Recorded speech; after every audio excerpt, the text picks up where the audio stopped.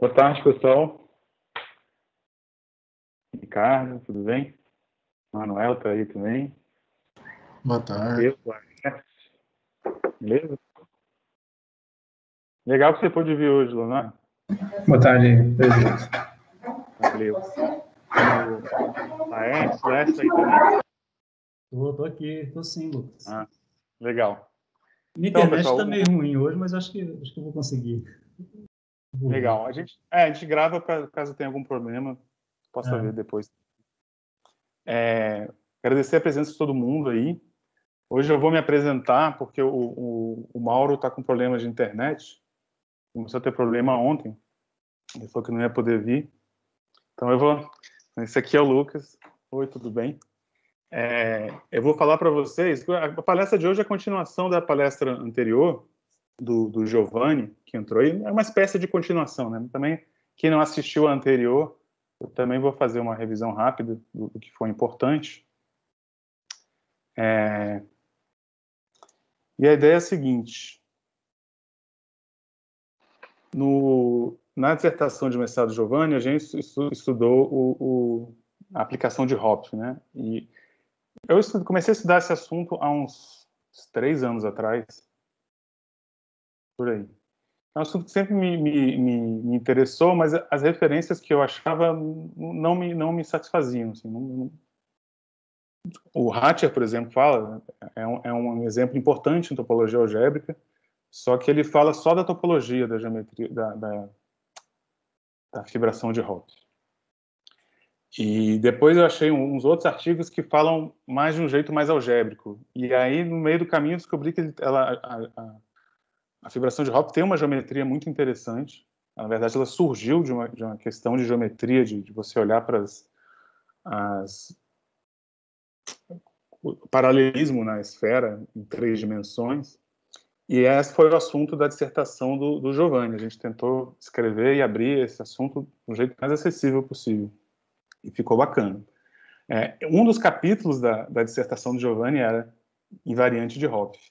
Então, a gente chegou a estudar isso, só que por alguns motivos de tempo também, motivos de detalhes que teria que ir mais fundo, a gente deixou de lado, e ele fez uma dissertação mais falando da geometria da fibração de Hopf e explorando uma parte da topologia também.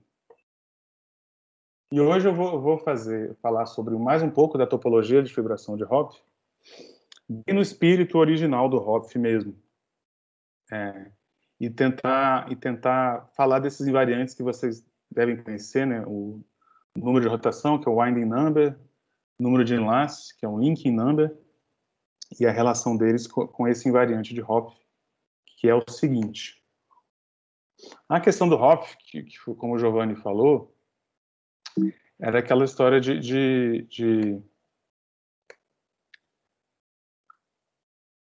você olhar... Peraí que essa navegação aqui está meio ruim.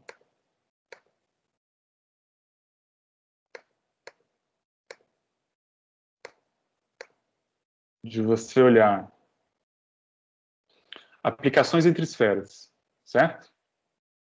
Se você pega uma esfera e pega aplicações de esferas de dimensão menor nela, é fácil de entender, porque esferas com S2, S3, M maior do que 1, por exemplo, são simplesmente conectas. Tá? Então, qualquer esferinha menor que você coloca ali dentro, você contrai a um ponto. Então, não tem aplicação interessante assim entre esferas desse jeito. Se a esfera aqui é o S1, de S1 para S1, você tem o grupo fundamental do S1. Né? Isso é fácil de entender. De esferas maiores para S1, também dá para mostrar que tudo homotópico é uma constante, se deforma numa constante, ou seja, não é interessante, basicamente porque o S1 ele é recoberto por uma coisa que é contrátil. Então, aqui não tem nada muito interessante. Talvez o caso mais interessante aqui seja o caso n igual a 1, ou aqui o caso n igual a m, né? Que você tem aplicações de Sn e Sn, você tem isso as classes de homotopia está em bijeção com Z, né? Então as coisas começam a ficar interessantes quando o n é maior do que o n, né? E aí o caso mais simples, tirando esse, que já é simples demais, o caso mais simples desse é você pensar aplicações de S3 em S2. Então, pensa, S2 a gente consegue imaginar, a esfera, S3 já é a esfera de dimensão 3, maneiras de colocar a esfera de dimensão 3 dentro da dimensão 2, maneiras contínuas, que sejam não triviais, que se chamava na época de essencial, que não seja homotópica uma constante. Difícil imaginar, né? Você pensa, jogar S3 e S2 acaba que você amassa tanto que depois você não consegue cobrir o S2 de um jeito que não é trivial. Mas não se sabia. E a grande questão da aplicação de Hopf foi perceber que é um exemplo de uma aplicação de S3 e S2 que não é uma homotópica, é uma constante. A construção dessa aplicação é anterior a Hopf, né? Foi o que o Giovanni explorou, tinha a ver com você explorar a geometria do paralelismo em S3. Então aqui eu vou fazer rapidamente a definição da aplicação de Hopf, mas sem explorar essa geometria que o Giovanni já explorou, beleza? Você faz assim, ó. Primeiro considera o seguinte, considera C2, você pegar um vetor e olhar para a inclinação dele. Pensa no plano, né? Você tem xy, inclinação a y sobre x, que é um número real e pode ser infinito. Aqui eu estou fazendo no C2 a mesma brincadeira, e aí você olha para a inclinação complexa, que pode ser um número complexo ou infinito. Beleza? Se você pegar a aplicação que joga um vetor desse, não nulo, na sua respectiva inclinação, a imagem inversa vão ser o quê? São linhas com aquela inclinação, né? São linhas complexas. E uma linha complexa nada mais é que isso aqui, os múltiplos desse vetor. Beleza? Então, se você pega essa aplicação de C2 para cá e simplesmente restringe a esfera do C2, agora o C2, como espaço real, ele é um R4, né? Então a esfera dele é um S3. Você tem a aplicação de Hopf. Simplesmente essa restrição, que pega um par de pontos em S3, pensados como pares complexos, e pega a inclinação. Beleza? E aí, por que eu estou dizendo que cai em S2? Cai em S2 porque eu estou identificando C união com infinito com S2, a esfera de Riemann, né? Mas, então, do mesmo jeito que a imagem inversa dessa aplicação é a linha complexa, a imagem inversa, a fibra, né, de um ponto, dessa aplicação vai ser a interseção dessa linha complexa com S3, ou seja, vai ser um círculo.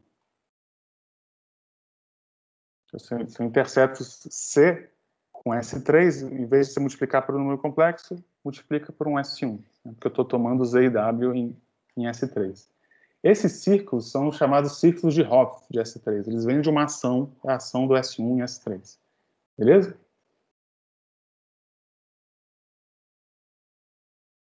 E aí eu identificando o S3, ou seja, fazendo a projeção estereográfica, né, com R3 com ponto no infinito, dá para olhar como é que são essas fibras, e essas fibras são muito interessantes.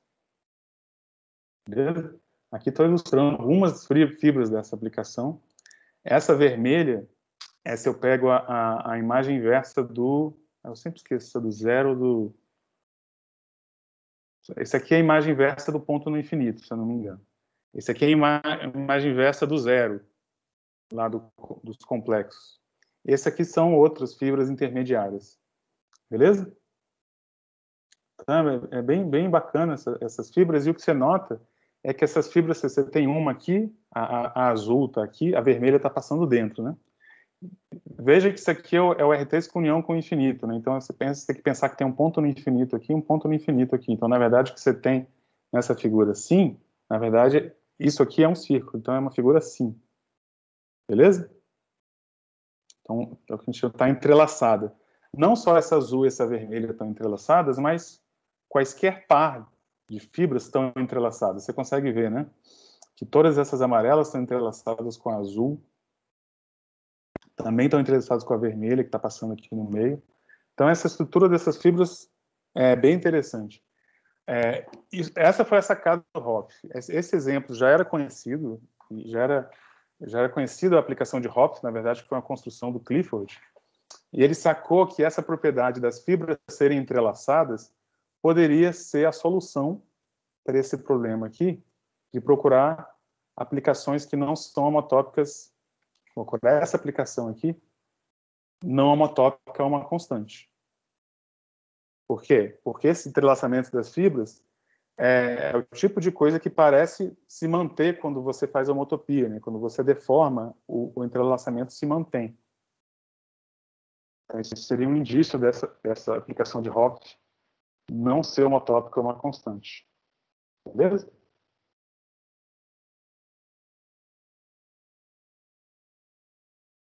Ó, vamos enxergar. Não tem um jeito legal de enxergar que essas fibras estão entrelaçadas 2 a 2.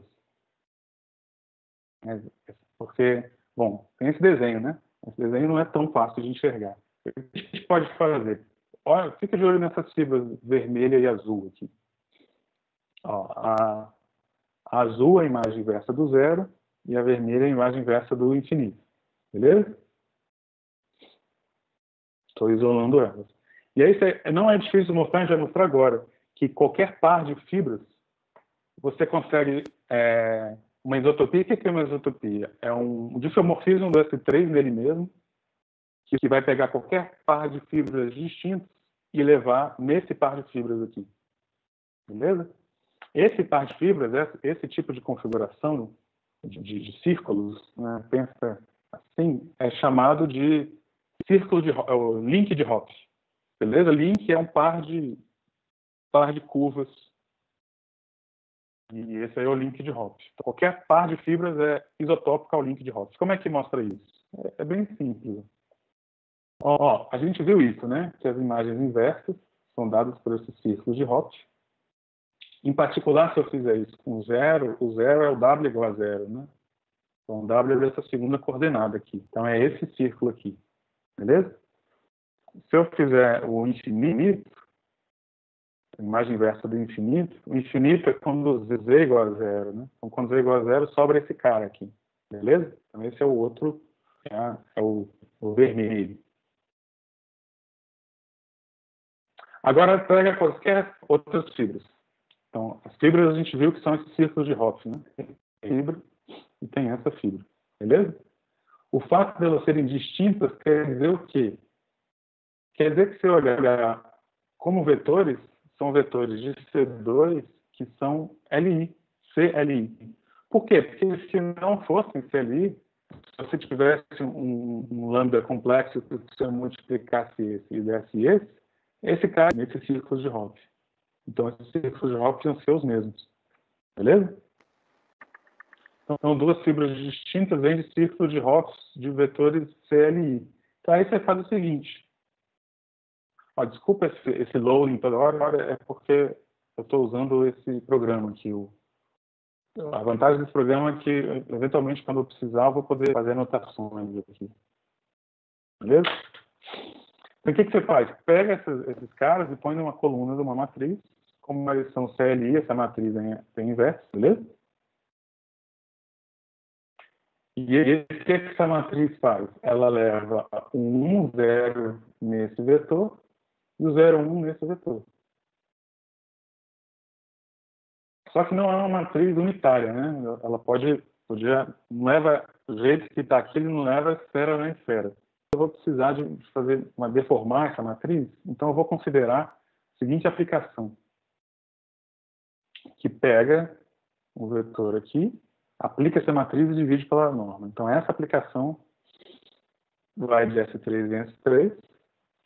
Então, você tem que dividir pela norma para dar S3 em S3. Agora, sim, isso aqui já não é linear, só que, percebe? Percebe que leva esse aqui, aqui e esse aqui, que vai levar esse vetor nesse, e os múltiplos vai dar tudo certo aqui. E aqui também. Então, vai levar esse círculo de Hopf nesse e esse círculo de Hopf nesse. Então, eu mostrei que aquele par o link de Hopf, eu consigo levar ele em qualquer outro par de fibras. Beleza? Por esse processo. aqui. Só que é o seguinte, esse grupo, diferentemente do real, esse grupo GL2 complexo, ele é conexo. Então, como ele é conexo, eu posso ligar essa matriz com a identidade. Ligando essa matriz com a identidade, o que eu vou estar fazendo? Eu vou estar pegando esse link de hop qualquer e ele conseguindo levar continuamente esses dois aqui. Beleza?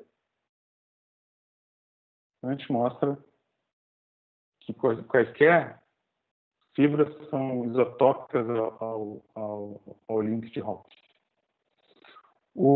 Na dissertação do Giovanni, a gente fez essa demonstração também, a gente fez uma demonstração mais geométrica, numa construção geométrica do círculo de Villarceau, que era bacana também, explorava mais a geometria da fibração de hop. Essa aqui é uma mais topológica. Então, isso justifica o que a gente não consegue necessariamente ver nessa imagem aqui, só intui essa imagem que as fibras são todas entrelaçadas, né? Por exemplo, o fato que uma dessas amarelas está entrelaçada com a outra amarela não é tão imediato da figura. Você teria que pegar a figura e girar para ver. Mas aqui a gente conseguiu provar que vale para todas mesmo. Beleza?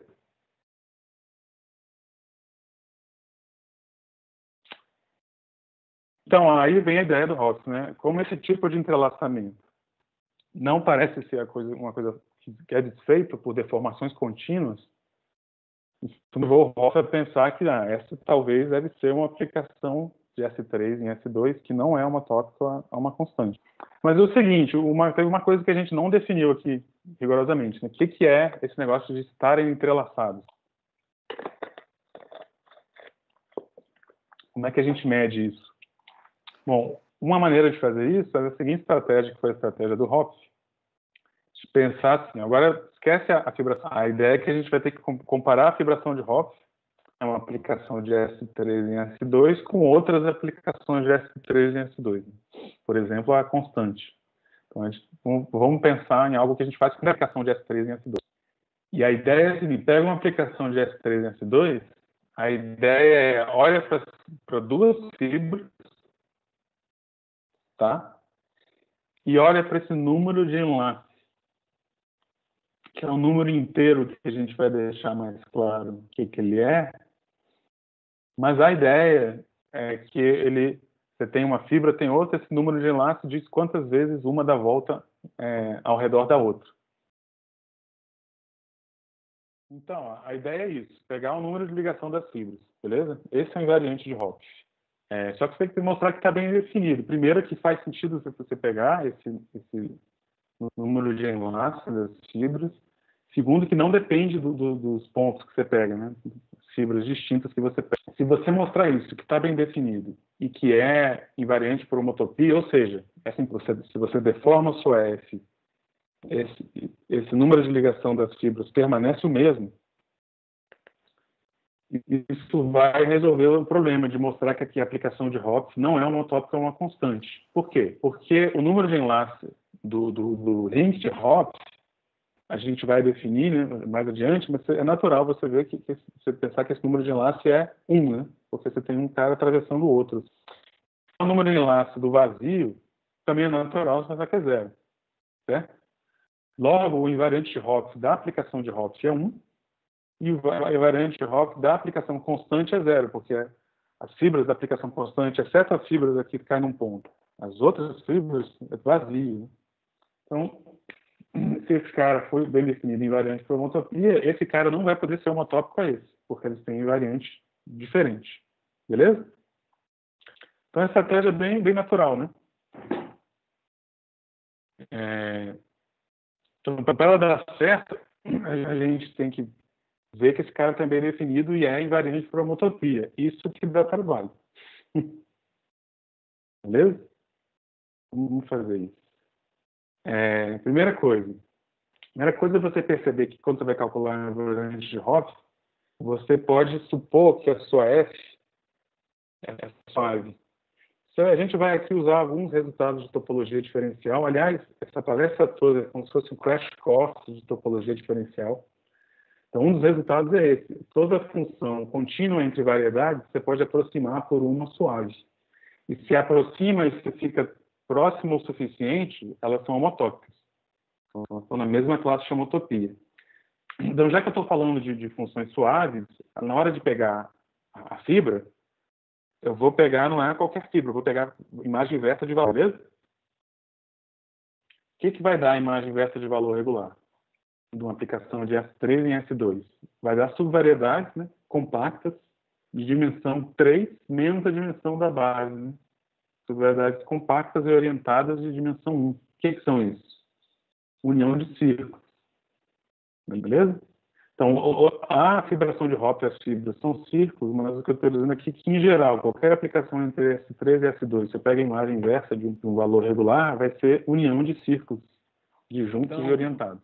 Beleza? Eu posso supor que a minha F é suave, na hora de olhar para a fibra, eu olho a imagem inversa de valor regular. Isso sempre, beleza? Que isso vai dar sempre uma união de círculos disjuntos, orientados? Uma dúvida que eu tenho é a orientação, ela vem de forma natural? Eu não estou conseguindo ver. Vem, porque o S2 é orientado e o S3 é orientado. E aí você consegue usando isso, usando que a base é orientada, de fato. Mas essa é uma questão importante que eu vou... Tem algumas questões aqui que envolvem orientação, eu não vou entrar nesses detalhes por questão de tempo, mas tem uma orientação natural. Tá? Isso é importante, as orientações aqui são importantes. Essa imagem já carregou aí, né? Já.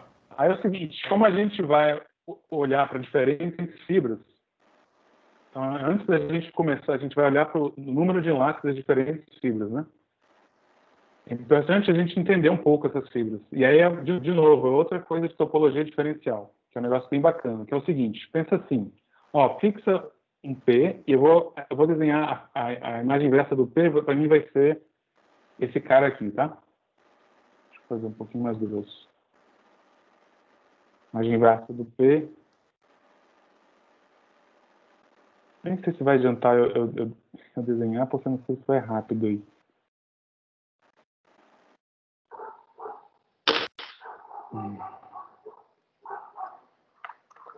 Peraí. Vamos entender uma coisa importante sobre as fibras.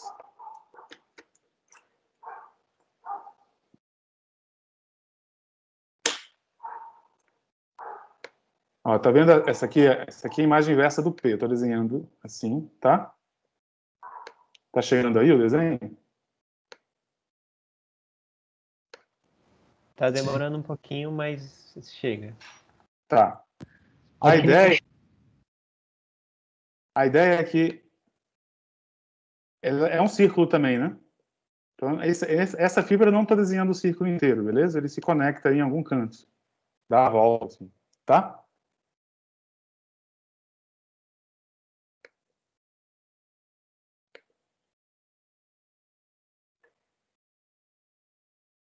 Beleza, pessoal? Beleza. Essa aqui é a imagem inversa do P. A imagem inversa do Q, eu vou variar o Q agora. Por exemplo, se eu pegar esse Q aqui, eu tenho essa imagem inversa aqui, digamos, esse círculo. Beleza? Orientado e tal. Agora, se eu pegar um Q', eu posso ter outra coisa. Eu posso ter dois círculos, por exemplo.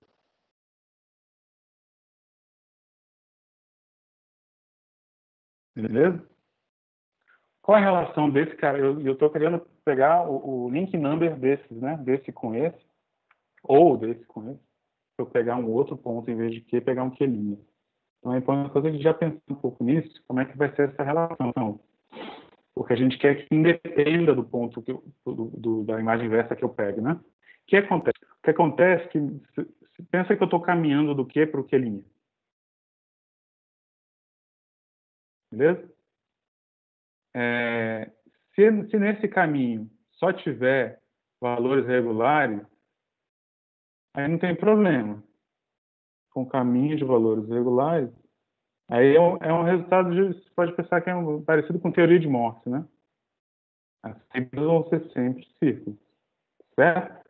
Então, as fibras aqui, elas são homotópicas, difiomorfas, são tudo. A não ser que você, no meio do caminho, passe por um ponto crítico. Beleza? Quando você passa por um ponto crítico, esse cara aqui, ó, é um valor que não é regular, né? A diferencial aqui não é sobrejetura. Quando você passa por esse tipo de cara, pode acontecer essas bifurcações aqui. Beleza? Então, não é razoável você esperar que essas fibras sejam iguais sempre. Isso é uma característica da fibração de Hopf, né? A fibração de Hopf, inclusive, é um fibrado principal e tal. Beleza?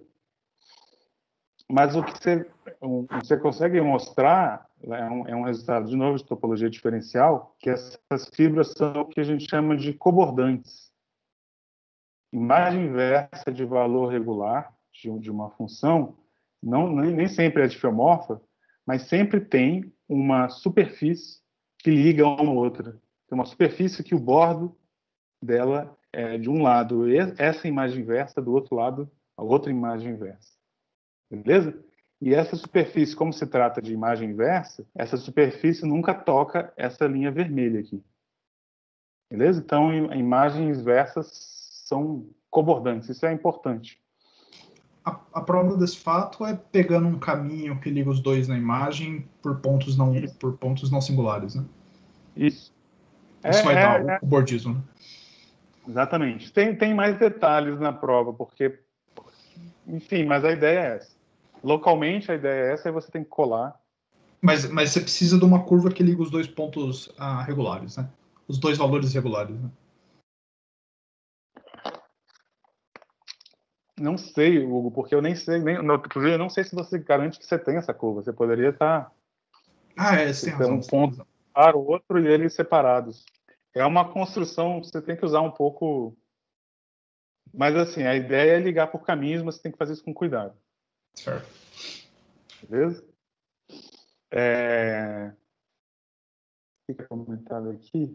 Não, acho que é isso. Então, vamos ter isso em mente. As fibras, em geral, não é razoável supor que elas são difiomorfas, nem mesmo homotópicas, mas elas são cobordantes. E essa coisa do cobordismo é uma coisa importante, ela vai aparecer outras vezes. Inclusive, aí esse resultado é mais forte, Hugo, mas também é nesse contexto que você demonstra. Esse tipo de coisa que eu estou falando de topologia diferencial tem no livro do Milnor, tem no livro do Kosinski. Mas, assim, não é trivial, não. Isso é uma construção que você vai fazendo. E, inclusive, você mostra que se eu pego F e pego uma aplicação que é homotópica F, que o Q é valor regular da F e da outra aplicação, as fibras são cobordantes também. Se eu tenho duas aplicações homotópicas e um cara que é valor regular comum delas, as fibras são cobordantes. Isso é bem forte, mas é esse mesmo tipo de ideia aqui. Tá bom? Isso vai ser importante para o nosso pro invariante Hopf estar bem definido. Bom, e também para a gente definir bem o invariante de Hopf, a gente tem que ter saber o que é o número de enlace, né? Porque agora eu não falei o que é. Então é o seguinte. Primeiro vamos falar o que a gente está considerando como C e D. A gente vai considerar o número de enlace do quê? Desses links. Link é simplesmente união de círculos disjuntos. Tá? E aí você pode, no caso do Hopf, você tem um círculo e outro círculo, né? Mas você pode ter mais círculos aqui. Você pode ter mais círculos aqui. O importante é que eles sejam orientados e disjuntos. E tem esse detalhe também, eles não precisam ser círculos mergulhados. Podem ser círculos imersos. Tá? E é aquela ideia que o número de enlace é quantas voltas um deles dá ao redor do outro. Tá? Então, em vez de definir isso, vamos primeiro botar as propriedades que a gente espera desse número de enlace. Então, a primeira propriedade que a gente espera é essa aqui. Tá aí esse desenho? Carregou? Tá só o primeiro, assim, tem L com dois lacinhos igual a 1. Beleza, então é esse mesmo. Então, a gente espera que esses dois lacinhos é o link de Hopf, né? Então, é uma espécie, isso aqui é a normalização, né? O número de enlace do link de Hopf é 1, e número de enlace, se algum deles é vazio, o número de enlace é vazio. Beleza? Então, essa é a propriedade de normalização que a gente espera. Depois, a gente vai querer que o nosso número de enlace seja simétrico, tá? Tanto faz a ordem dos caras. E também, isso aqui que é esse menos aqui, tem a ver com o que o Ricardo perguntou. Se eu mudar a orientação de um deles, muda o sinal. Beleza? Simétrico. E também eu quero que ele seja aditivo. Se eu pego duas curvas disjuntas e quero ver o número de enlace delas com o D, vai ser a soma de cada um desses. Razoável essas propriedades, né? Essas são as propriedades mais elementares, essa aqui de normalização. Agora as propriedades mais topológicas mesmo. Primeiro, eu quero que esse meu cara seja invariante por homotopia de links. O que é homotopia de links? É simplesmente você mover os links, pegar uma homotopia, no sentido que a gente define homotopia mesmo, pensa que eles são imersões ali, só que com um detalhe, nessa homotopia um nunca pode cruzar o outro, beleza? Ele pode cruzar ele mesmo, cada um dos links é imerso, mas nessa homotopia, ou seja, eu posso mexer qualquer um desses círculos, deformar, mas não posso cruzar um com o outro, tá? E aí, por esse tipo de homotopia, que a gente está chamando de homotopia de links, esse cara tem que ser invariante. Beleza? Em particular, com isotopia. Em particular, se eu pego o meu espaço ambiente e deformo, se eu pego o R3 e deformo o homeomorfismo, isso não muda o... A gente quer que esse número de lados tenha essa propriedade, beleza? E a propriedade, outra propriedade, não é nem que é análoga a essa aqui, mas é diferente, é aquela do cobordismo. A gente quer que esse número de enlace seja invariante por cobordismo. No seguinte sentido, se eu estou assim, numa situação assim, deixa eu pegar a anterior. Eu tenho esse link aqui, ó, que eu estou chamando esse cara eu estou chamando de C, esses dois eu estou chamando de C', é a união desses dois. Tá? Se eu tenho uma superfície que de um lado é o C e do outro lado é o C', que são esses dois, então, e essa superfície não intercepta o D, então o número de enlace que esse cara tem com o D é o mesmo número de enlace que esses dois têm com o D. Beleza? Quando eu falo aqui dessa fronteira ser a união desses dois, também tem uma questão sutil de orientação, que o Ricardo perguntou. Beleza? Essa propriedade do cobordismo parece muito com a de homotopia também, parece muito com aquelas propriedades que você vê em variáveis complexas, né? Da integral de linha e tal. Um outro jeito de formular esse cobordismo é você pensar assim, ó. Se eu calculo o número de enlace de um link com outro link que vem da fronteira de uma superfície que não intercepta com essa, esse número de enlace tem que ser zero. É basicamente isso que a gente está falando aqui. Isso aqui é a mesma coisa que isso. Tá? Inclusive, essa propriedade aqui implica na propriedade daquela troca de sinal. Essas são as propriedades que eu preciso, pessoal, para o invariante de Hopf estar bem definido. Beleza? A gente vai mostrar agora aqui com essas propriedades todas, dá certo o invariante de Hopf. Desde que ele passe o slide para mim. E só um último comentário sobre o número de enlace.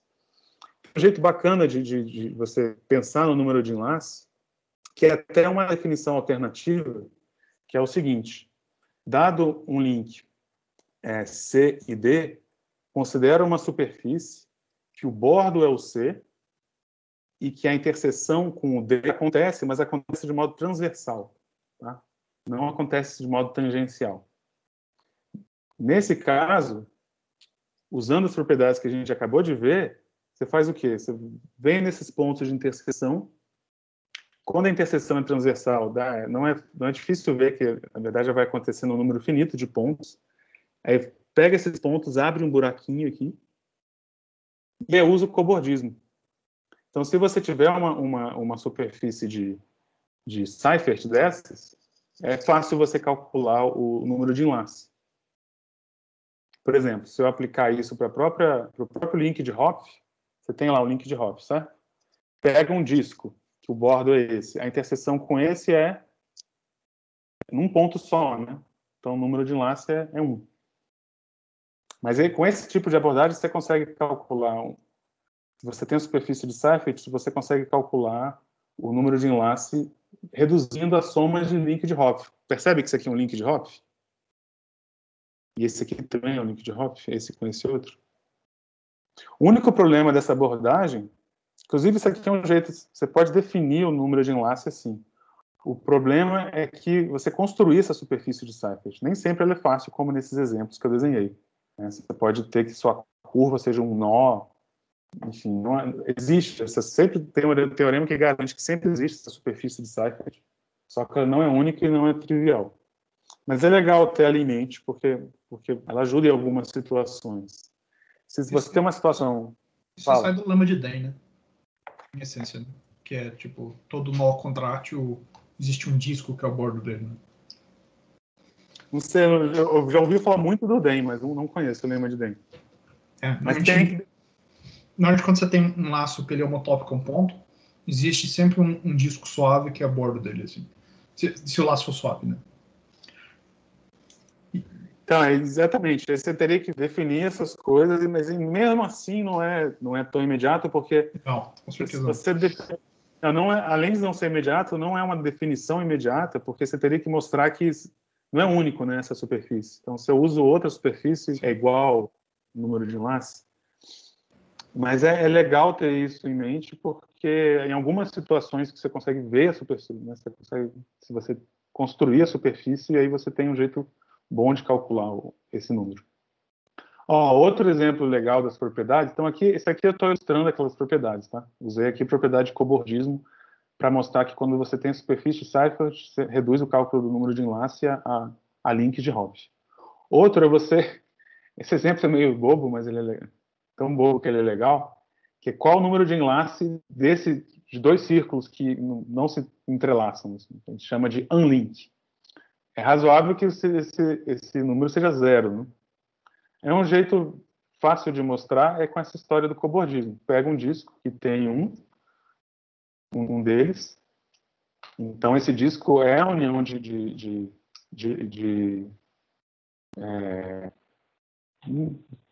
do C com o vazio.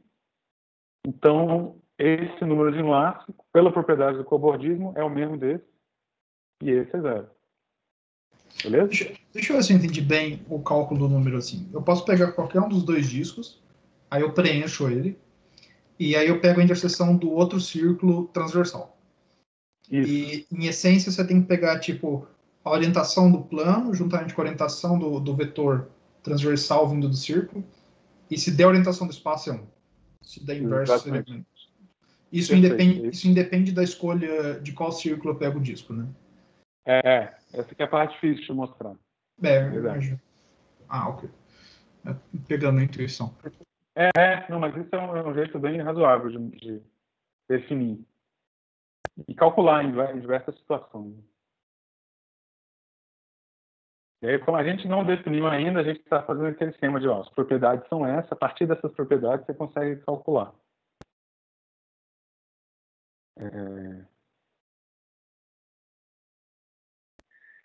Um outro exercício, que é exercício dos livros de topologia diferencial também. Até agora a gente definiu o número de enlace para link em R3, né? Como é que eu faço, então, para definir para links em S3, que é o que eu estou interessado? Aí você faz, você usa projeção estereográfica.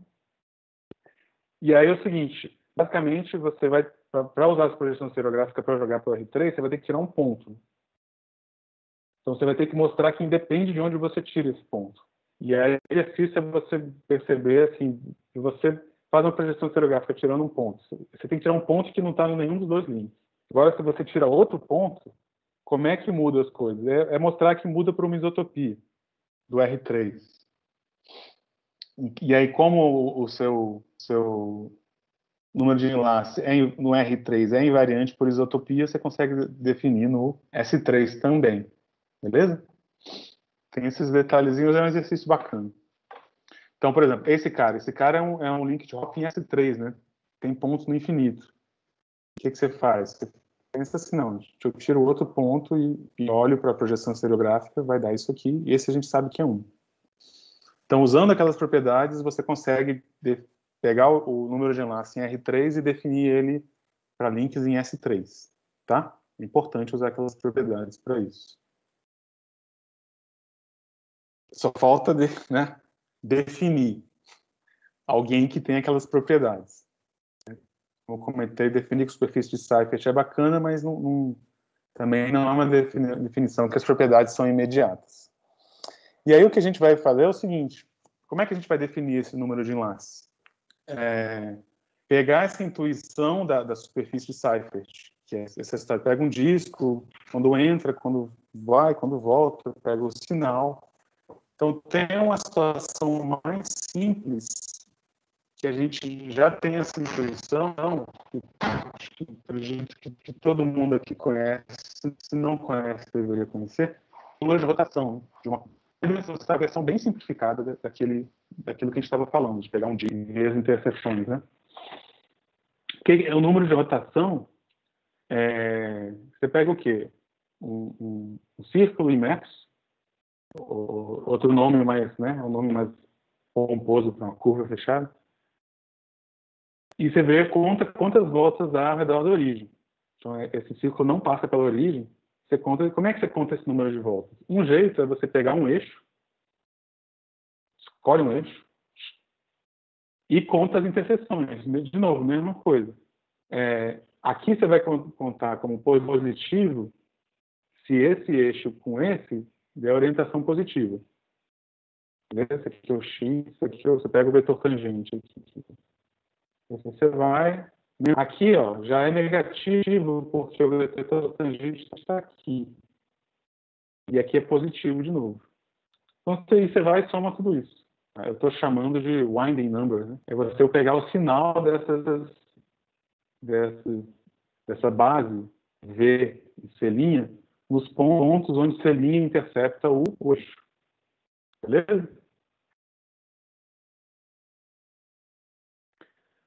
Bom, tem algumas coisas nessa definição. Né? O princípio do número de rotação é de uma curva contínua, mas para falar disso aqui, eu estou usando curvas diferenciáveis. Tudo bem, pode, de novo, para aquele lema de aproximação, você pode supor que sua curva é diferenciável.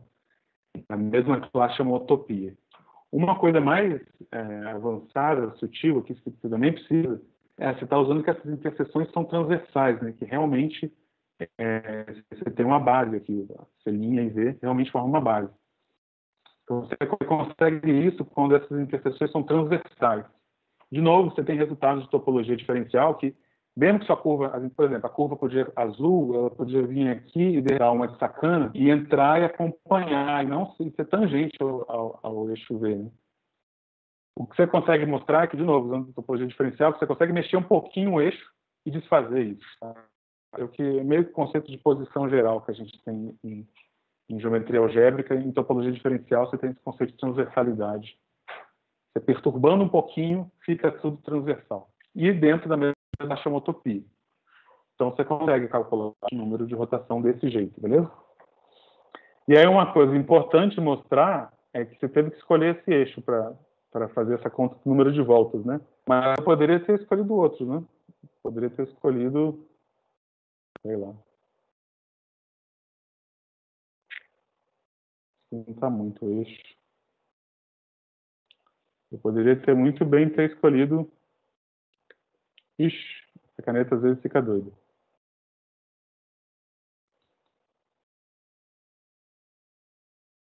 Escolhido, sei lá, um eixo aqui. Hoje essa caneta não está querendo cooperar muito. Bom, vou tentar mais uma vez e se não der certo eu desisto.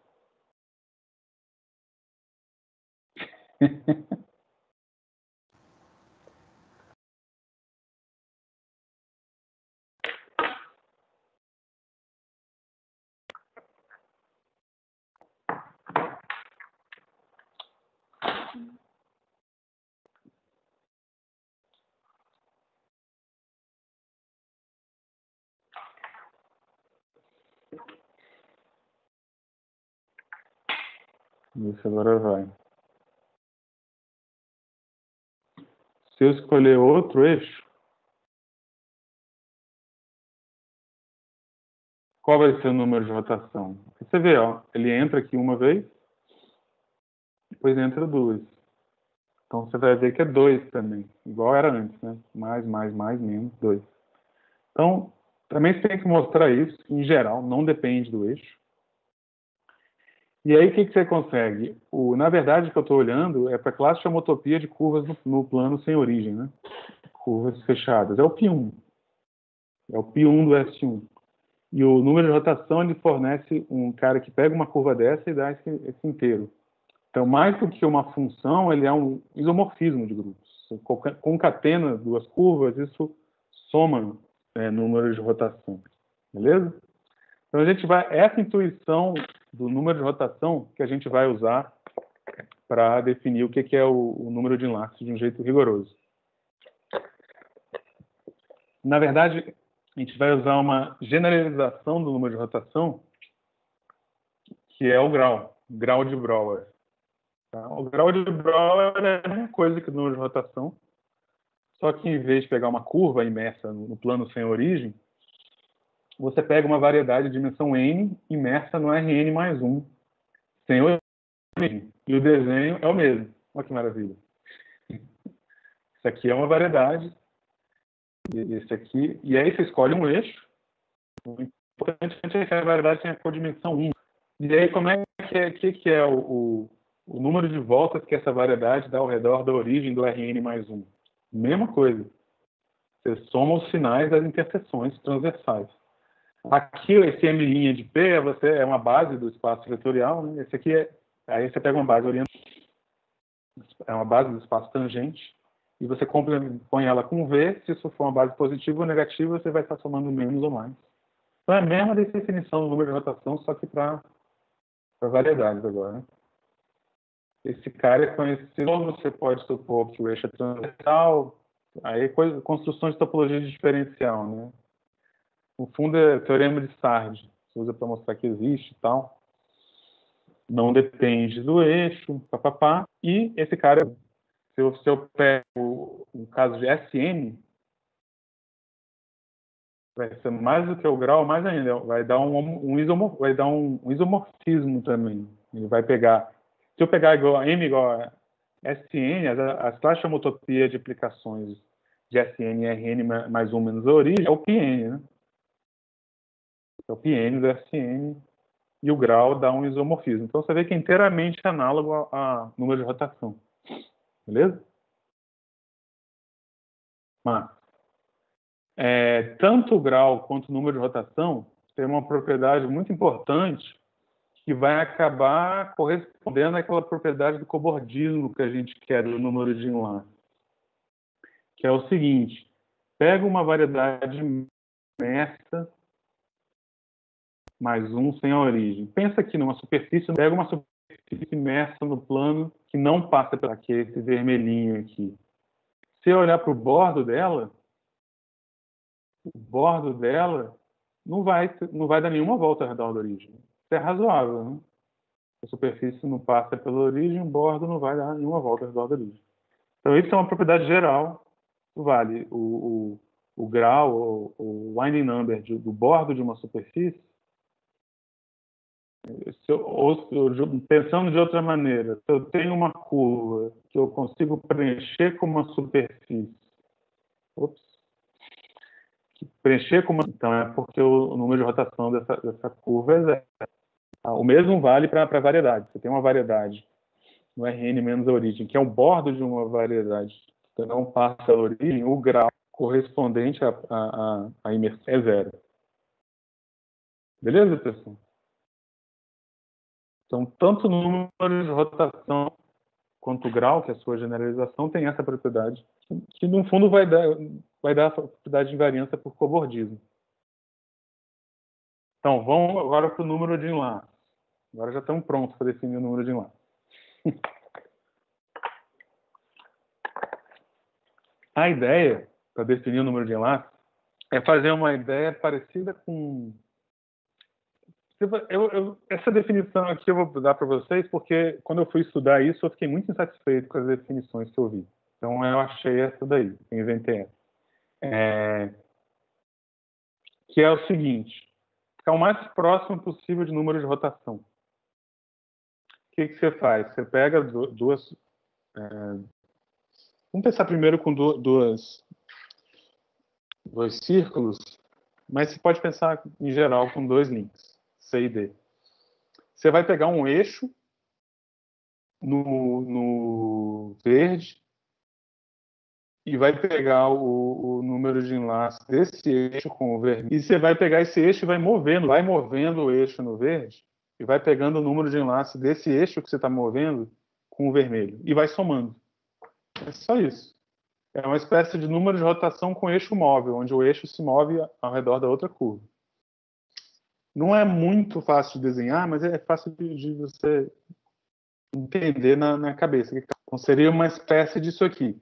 Isso só não funciona do jeito que está, porque, assim, número de enlace de uma curva para um eixo é uma noção do plano, né?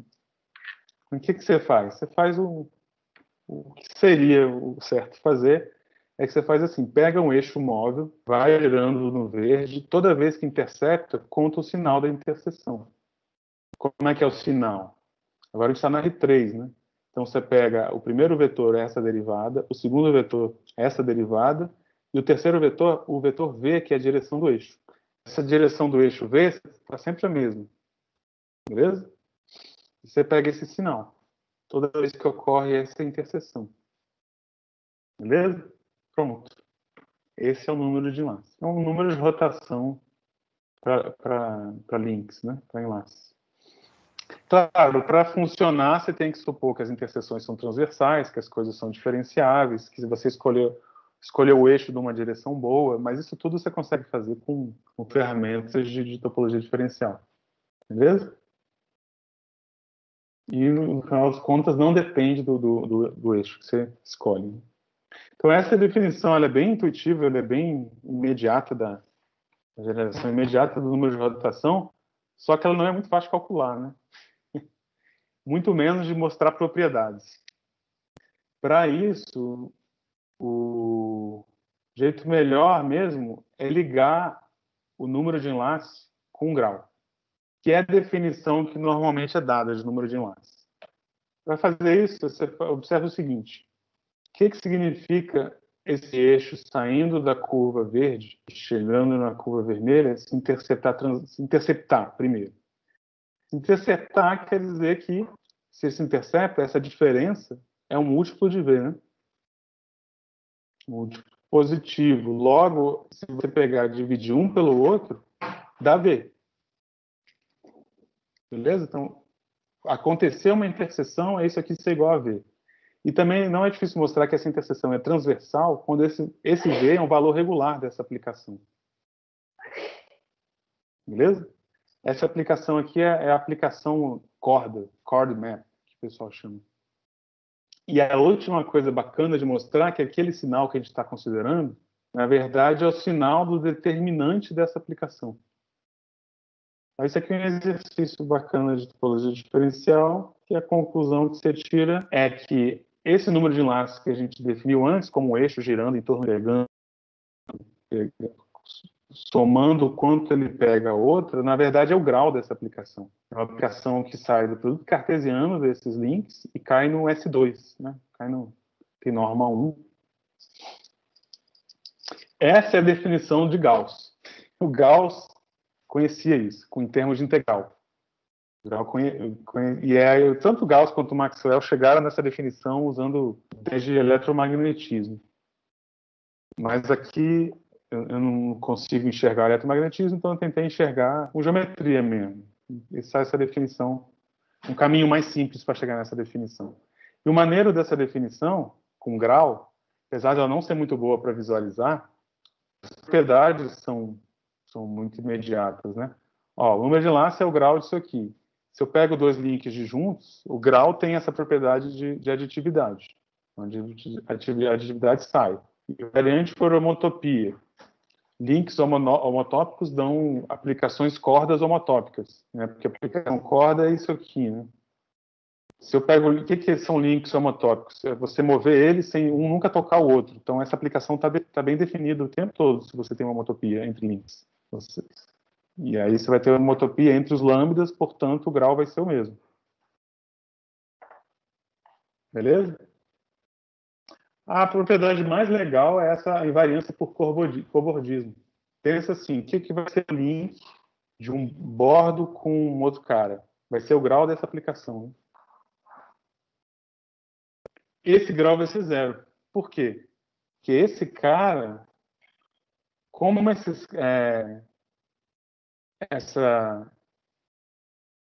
sigma nunca intercepta o D, eu posso pegar esse cara e definir, estender para tirar o bordo daqui, estender para todo mundo. Isso aqui vai ser o quê? Vai ser aquela diferença dividido pela norma de diferença, mas como essa superfície não encontra o D, aquela diferença nunca vai ser 0. Então isso aqui está bem definido, é contínuo. Então o grau de uma aplicação, aquele desenho, né? O grau de uma aplicação que você consegue... Melhor mostrar o desenho. Estou usando a propriedade aqui agora.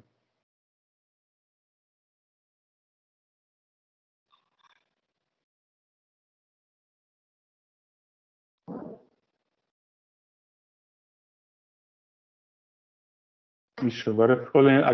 Agora está lento para mim também aqui. Ah, pronto. Essa aqui. Beleza? Se você tem o grau de um bordo, né, é 0. Então, usando isso, você consegue mostrar que a invariância por cobordismo de enlace. Talvez seja a propriedade mais sutil do enlace, né? Essa invariância por cobordismo. O resto tudo você meio que espera, né?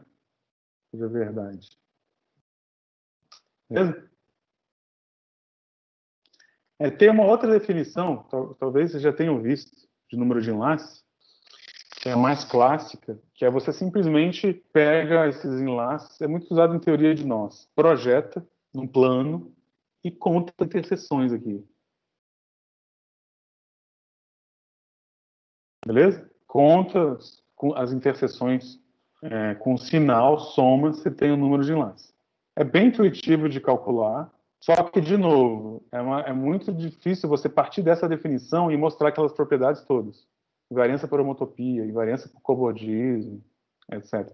O que você pode fazer é parte dessa definição e relaciona com aquele chord map que geral é feito.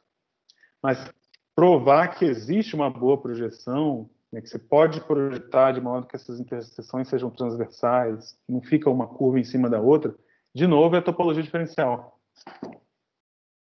As mesmas ferramentas. Beleza? Bom, agora que a gente tem uma definição de número de enlace, então beleza, dá para falar com isso aqui, dá para falar do invariante Hopf, ele está bem definido, principalmente por conta daquela propriedade de invariância por cobordismo, né?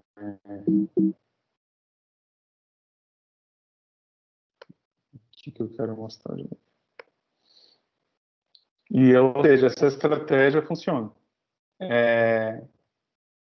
Como a gente fez na dissertação do Giovanni, a gente mostrou que a aplicação de Hopf não é homotópica, é uma constante por um outro caminho. Um outro caminho que usa sequência exata longa de homotopia e tal. É um caminho mais abstrato, num certo sentido. Num certo sentido é mais simples, você não precisa ficar fazendo essas coisas, essas construções de transversalidade. Por outro lado, ele é meio decepcionante, porque o que motiva você considerar a fibração de Hopf para achar uma aplicação que não é homotópica ou uma constante é justamente esse enlace. Só que a abordagem que você faz por sequência exata longa, você caga para esse enlace. Você nem olha para ele. Beleza? Esse aqui não, esse aqui é mais dentro do espírito geométrico original do Hopf, mas dá um pouco mais de trabalho. Fica bem invisível a relação dos dois, né?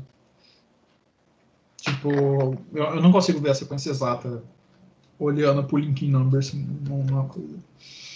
Pois é. A sequência exata é um pouco mais poderosa no seguinte sentido. Eu vou falar agora, só comentar mais uma coisa. Eu acho que é um desenho que eu tinha feito e travou, agora travou de novo. Esse aqui. Tá todo mundo vendo esse desenho?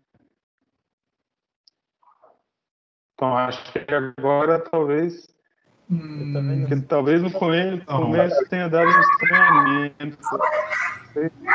Ainda não?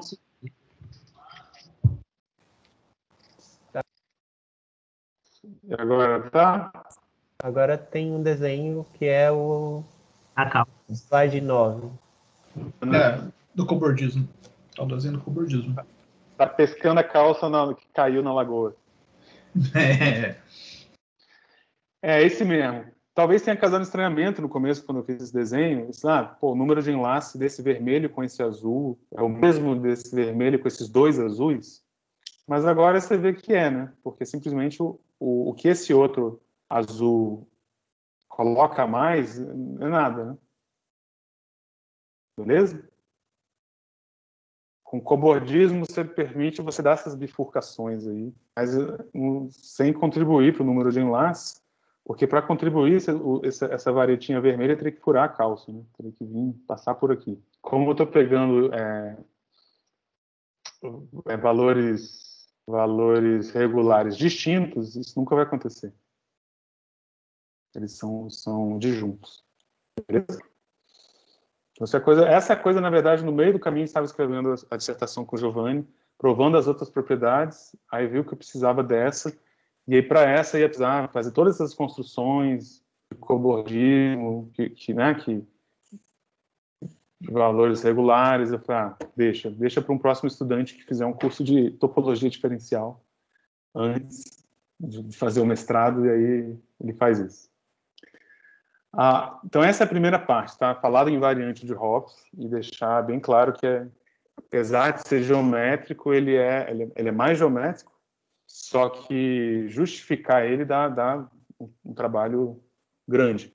E também tem a coisa, na época do Hopf, a noção de rigor matemático era um pouco diferente da de hoje. Eles não eram tão rigorosos.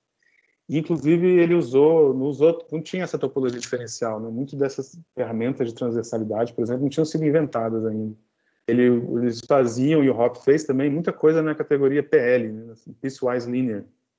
Eles aproximavam em vez de aproximar por uma diferenciável, eles aproximavam por uma linear por partes.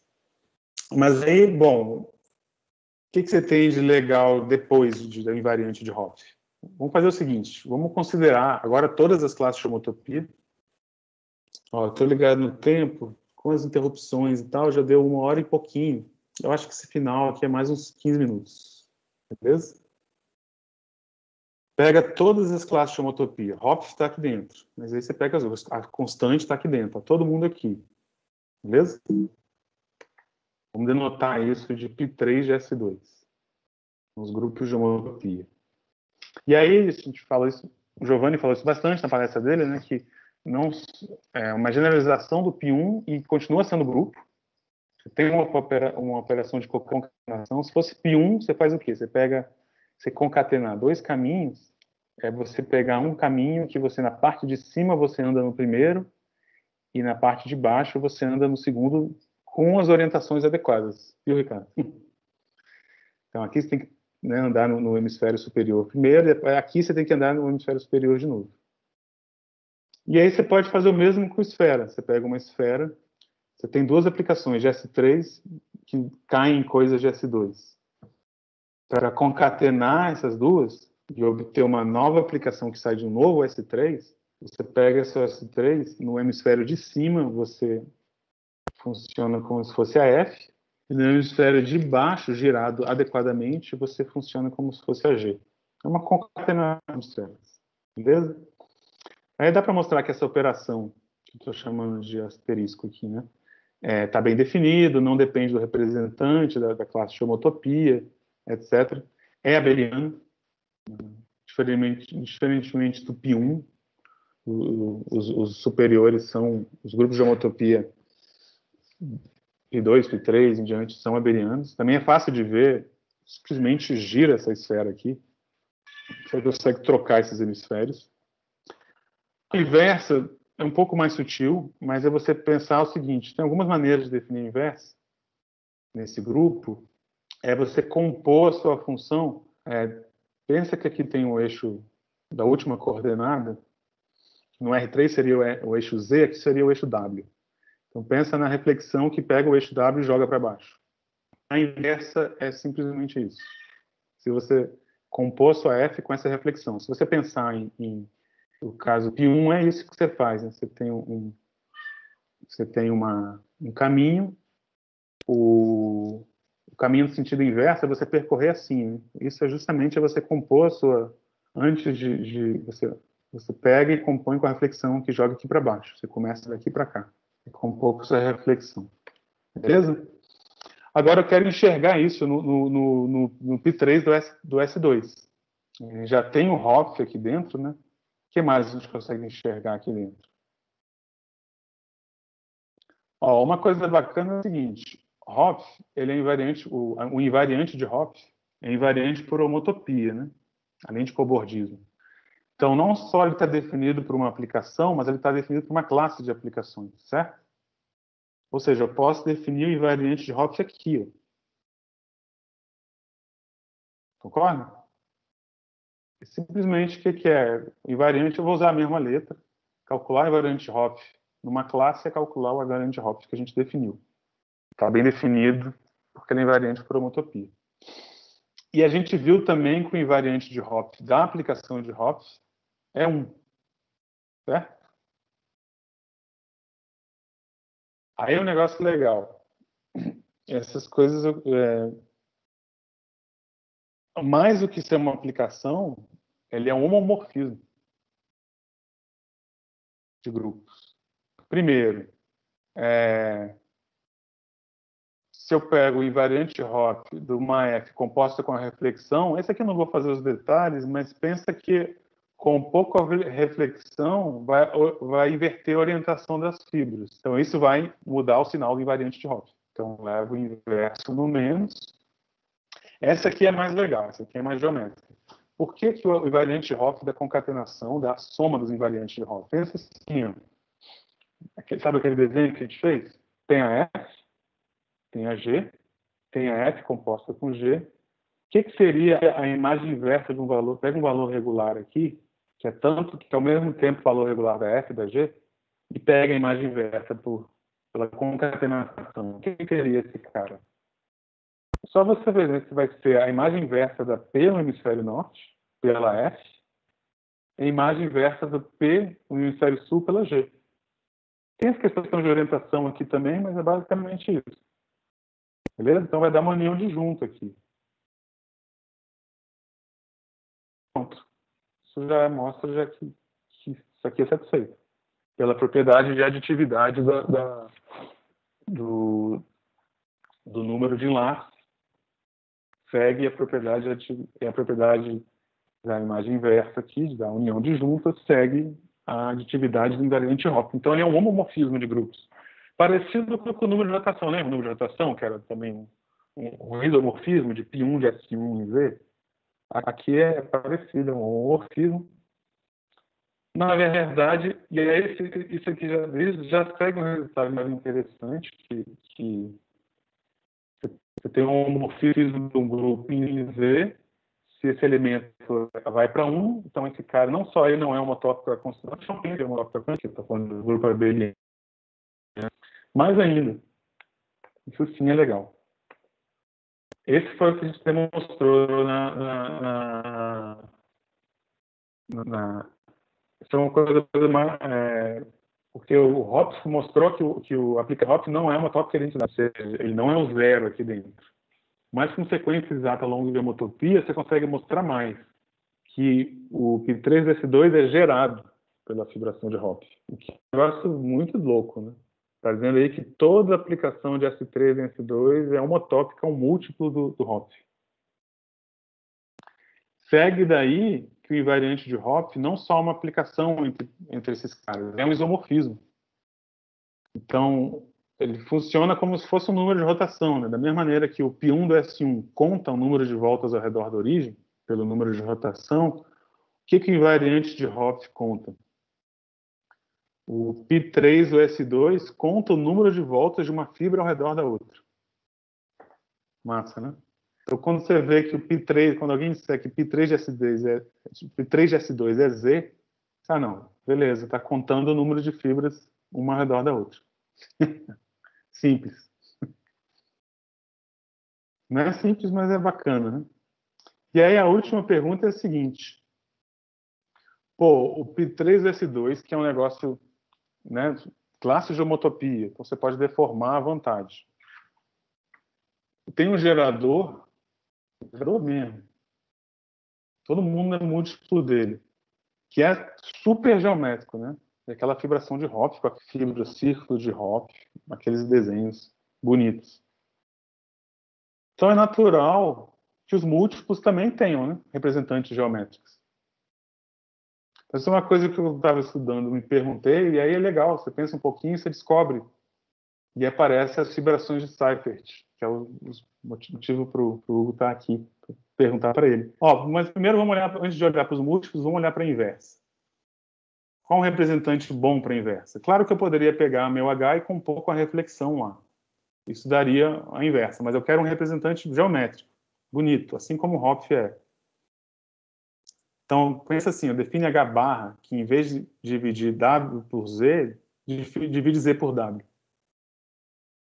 Então, é simples você ver que isso muda a orientação e o representante, a classe de homotopia de H barra é menos a do Hopf. Como é que você prova isso? O invariante de Hopf prova que é menos 1. Se você provou isso, pronto, você provou isso. Porque o invariante de Hopf é um isomorfismo. Beleza? E aqui tem um exercício que eu vou deixar para vocês pensarem um pouco, que vou fazer só uma parte dele. Bom, já que esse é o inverso, então existe uma homotopia entre essa concatenação do Hopf com Hopf barra e uma constante, né? Aí eu gostaria de... Me mostra aí uma homotopia explícita. Já que é tudo tão explícito, deve ter coisa explícita. Acho que seria bacana achar essa homotopia. Eu pensei só com as fibras. E mesmo assim, já só pensando em fibras, já dá uma coisa legal.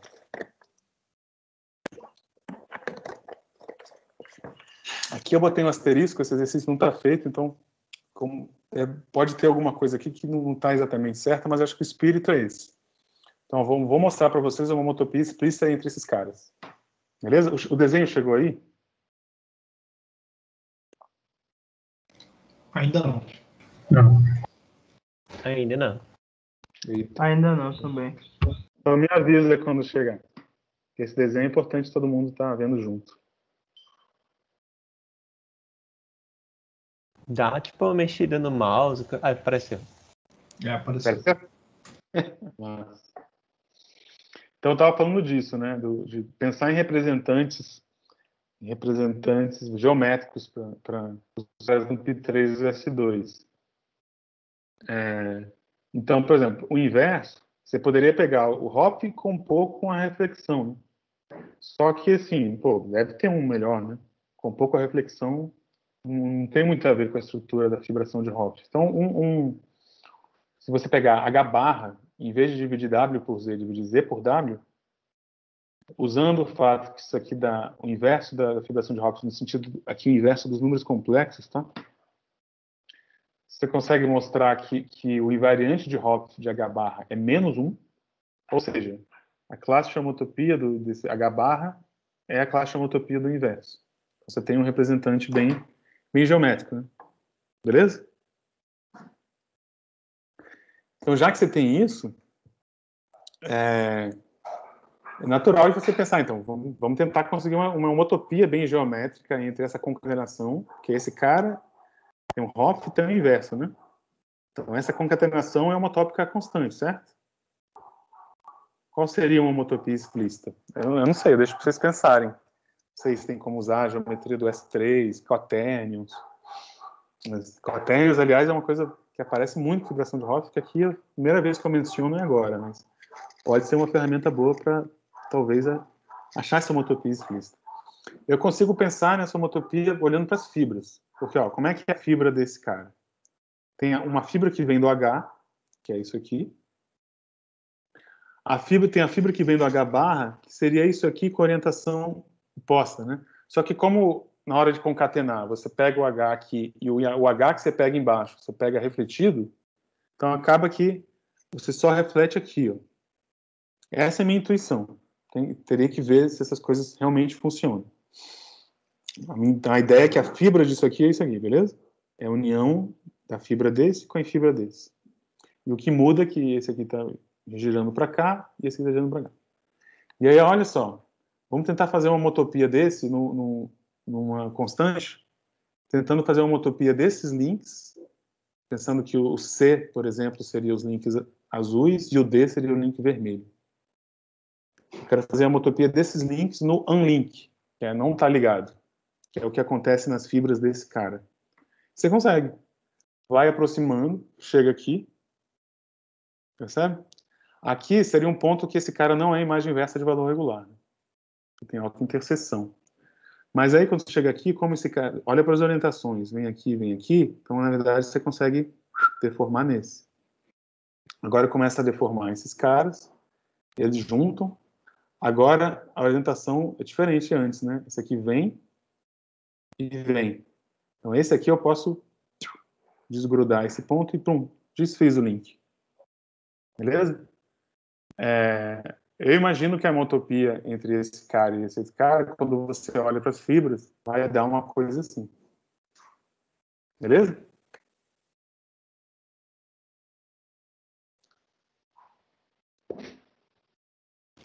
A impressão que eu tenho é que a esfera ela aparece desses dois toros linkados no sentido que quando você tem dois toros sólidos linkados com um link só, né, a união deles pelo bordo é uma S3, né?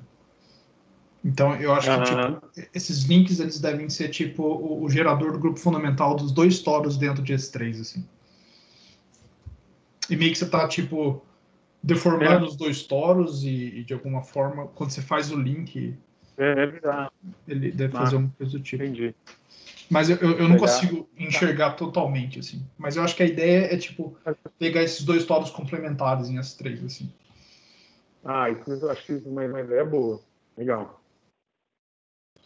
Aqui é uma coisa também, eu fiz assim, só para ilustrar, porque é bonitinho, mas aqui, se você ver, deixa eu ver se a caneta ajuda. A caneta seu argumento é absolutamente convincente. Assim. Aqui também você poderia usar também um cobordismo, tá vendo? Aí tem a sutileza que o Ricardo perguntou, quando você orienta o cobordismo, você tem que orientar acaba que nesse caso as fronteiras pegam orientação reversa. A orientação induzida pelo interior, aqui é uma, na outra é a contrária.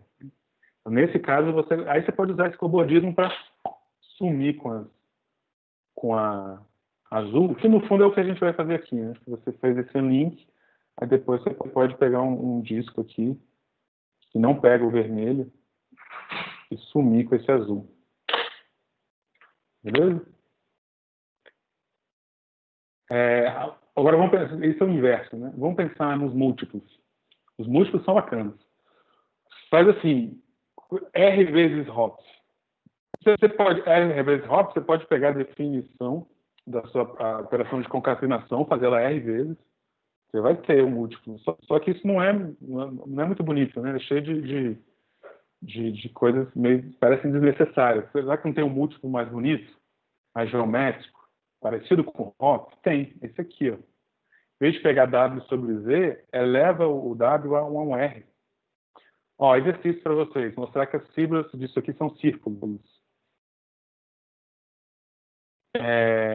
Ixi, foi demais. Ixi, eu não botei um pause aqui. Então, é fácil ver. Uma parte é fácil.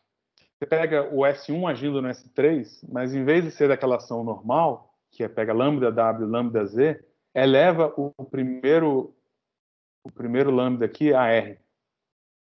Isso aqui continua dando um círculo, beleza? A órbita disso ainda é um círculo. E agora, se você pegar a imagem desse círculo por essa aplicação, esse cara vai aqui embaixo e corta os R's, né? Então vai tudo para o mesmo ponto. E a parte que dá um pouquinho mais de trabalho é mostrar quem pega. Agora pega um ponto lá embaixo, a imagem inversa dá esse círculo. Mas dá para fazer, beleza? Aí o que acontece? Diferentemente de Hopf, que é um fibrado principal, etc., aqui vai ter umas singularidades. Se o R é maior do que 1, que é igual a 1 da Hopf, né? Se o R é maior do que 1, o zero, é fácil você ver que zero dá um ponto, dá um cara que não... O zero não é valor regular. Justamente porque você está elevando alguma coisa aqui, porque, né, a função z ao quadrado não é... O zero não é valor de z ao quadrado ou ZAR nos complexos. R maior do que 1. Então, você tem que tomar esse cuidado na hora de pegar fibras de caras diferentes de zero. E é uma massa que quando você pega essas fibras, você pode... Pega uma fibra diferente de zero e pega outra fibra, o infinito. O infinito não é difícil. O que é o infinito? O infinito é quando o z é zero, né? Quando z é zero não tem isso aqui, então dá um círculo. Dá o círculo que 0, 1 vezes S1, que a gente chama de CPERF, né? Dá esse vermelho aqui. E a outra fibra, por conta desse R, dá R voltas ao redor desse CPERF. No caso aqui é R igual a 2. E aí, com isso, você consegue calcular o link number desse par de fibras, que é R. E aí, de novo, como o invariante de Hopf é um isomorfismo, você conclui que se o link number desse cara é R, é porque R vezes classe do Hopf, na verdade, é a classe desse cara. Então, tem os múltiplos bacanas, né? E aí, de novo, mesmo problema. Bom, só é Hopf se o R é 1, de fato, só é fibrado principal se o R é 1, né? Porque se o R não for 1, o zero não é localmente trivial ao redor do zero, mas é ao redor do resto. Essa aqui é uma fibração de Seifert, com uma fibra singular, que é a fibra do zero. E aí, por exemplo, pega R igual a 2, que é esse desenho. Então, se eu fizer Hopf com Hopf, é homotópico a H2, certo? E mostra isso a homotopia. Aí, de novo, olhando nas fibras, alguma coisa assim. Deixa eu ver, me digam isso. Chegou já a imagem? Chegou? Chegou. Nossa. Que é igualzinho ao desenho anterior, a diferença é só a orientação desse azul, percebe? Então, você começa deformando, a primeira parte é igual. A segunda também, até chegar aqui. Aqui no anterior, você tinha uma seta azul e outra seta azul, né? Aqui não, você tem azul e o azul agora está do outro lado. Então, para desfazer isso, você tem que fazer assim. E esse aqui é esse desenho anterior. Esse aqui. Beleza? Então, seria bacana checar que está tudo certinho, as orientações estão certinhas. Tem que ser algo por aí, eu acho. E tentar construir essa homotopia explícita. Talvez usando as ideias que o Hugo falou aí. O S3 é a união do toro. Beleza? Isso eu acho que ia ser massa demais fazer isso, por curiosidade, ver as coisas acontecendo. Sempre que você consegue coisas explícitas é bom, e você consegue botar no GeoGebra. Então você vai conseguir ver essas coisas aqui animando no GeoGebra, por exemplo. Beleza? Essas coisas de procurar homotopias explícitas e tal, é uma coisa que eu fiquei sabendo que existia esse tipo de problema com a escola do Rigas, né? Rigas, Duran, o Lohan, que não pôde vir hoje, também é dessa escola. E ela fornece, quando você acha coisas explícitas, em geral tem muitas coisas bacanas acontecendo ali por trás, tem muitas estruturas que aparecem. Então, por isso que vale a pena, além de ser divertido. Beleza? Bom, pessoal, então, estamos quase terminando. Só terminar comentando que esse invariante de Hopf e o número de enlace, ele tem generalizações. Por exemplo, só você ver o que você precisa para funcionar, você vê lá as dimensões que você precisa para funcionar, para os argumentos funcionarem, e no fundo você percebe que se eu tenho duas variedades de dimensão P e Q imersas no R P mais Q mais 1, no caso que a gente estava tratando era dimensão 1 e R3, né? Mas em geral você tem dimensão P, dimensão Q no RP mais Q, você consegue definir número de enlace análogo, mesma definição, usando aquele chord map, ou usando aquele eixo em um, que se move em um e pega no outro. Todas as propriedades estão análogas, exceto a simetria, que vai depender das dimensões. A simetria vai poder aparecer sinal ali quando você troca os caras. Beleza? E um exemplo particular disso aqui é você olhar para o invariante de Hopf de aplicações não só no S3 e S2, mas em caras assim. Você pega uma aplicação dessa esfera nessa variedade, as fibras têm a dimensão para você considerar o número de enlaces. Até na palestra, não sei, talvez na palestra Giovanni, a gente tinha comentado isso. Vou deixar mais um exercício aí para vocês. Esse eu fiz, então esse eu não botei asterisco, porque pega essa fibração de Hopf, que é a mesma construção que a gente fez com os complexos, mas faz com os quaternos. Então, a gente fez ZW levando em W sobre Z, né? Aqui pega P, Q quaternos na esfera de norma 1 aqui e joga nessa divisão. Você tem que ter um pouco mais de cuidado, porque não é comutativo, né? Então, não é P sobre Q. É claro quem está em qual lado. Mas essa aqui é uma fibração de Hopf. As fibras são S3. Não é difícil você ver que as fibras são S3.